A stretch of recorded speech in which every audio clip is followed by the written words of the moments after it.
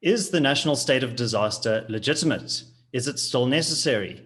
Well, the civil society group Dear South Africa does not think so and are challenging Minister Nkosazana Dlamini-Zuma to withdraw the national state of disaster. Joining me today is the legal representative of DearSA, Daniel Eloff of Spies attorneys. Daniel, welcome. Could you give us some background into why this letter has been written to the Cognitive Minister? And we'll link to that letter in the description below. Sure, thank you, David.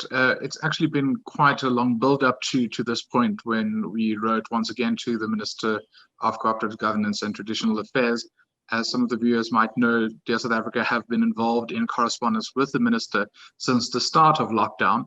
Initially, it sought to challenge the irrational prohibitions placed on e-commerce and exercise, for example, and Dear South Africa was successful in lifting those prohibitions along with various other role players and organizations, obviously, who also pushed for the upliftment of that prohibition.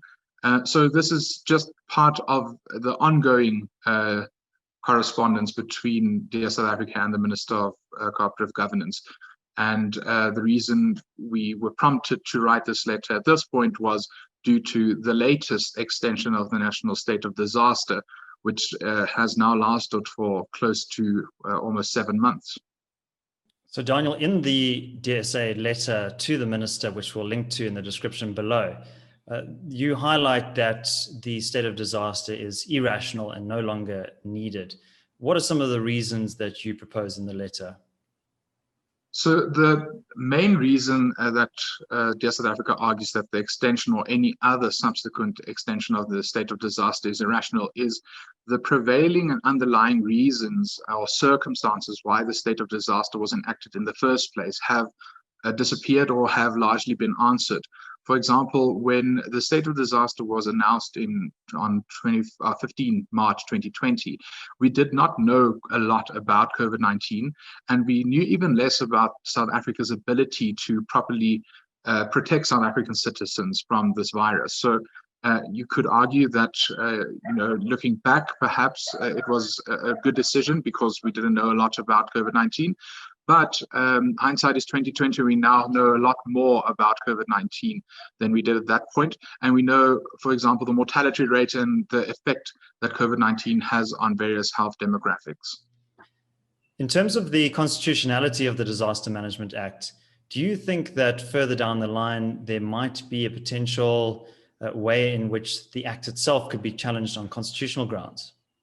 I believe so. I think that there's been all of the lockdown litigation that we've seen during the past 6 months have touched on the constitutionality of the DMA.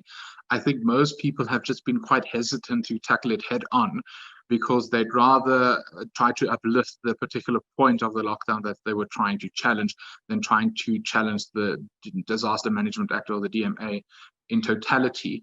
But there are cases that are probably heading to the Constitutional Court that will definitely touch on the constitutionality of the Disaster Management Act. And I think the main point there is the Disaster Management Act says that a national state of disaster can and must only be declared should other legislative measures or other regulations not adequately address the threat or the disaster.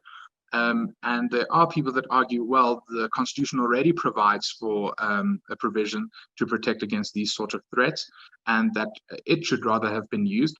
And the second point that touches on the constitutionality of the DMA is it centralizes the power during a disaster of this sort in the executive, and the legislative branch does not have any oversight powers or mechanisms. I mean, we've seen it during the past few months where cabinet members just issue directions or give new regulations, and they go largely unsupervised. They just get issued and promulgated in the government gazette, and the legislature doesn't really have a say over it. So I think there'll definitely be talks, and there'll definitely be some litigation involved in the constitutionality of the DMA, and it might even become a topic should the South Africa eventually go to court if the state of disaster is extended once again on the 15th of November.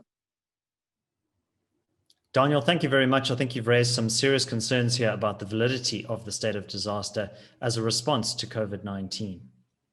That's all we have time for today. Please do remember to like this video, subscribe to the channel, and also follow the link below for our 30-day free trial where you can get access to all of our insights and analysis at the CRA.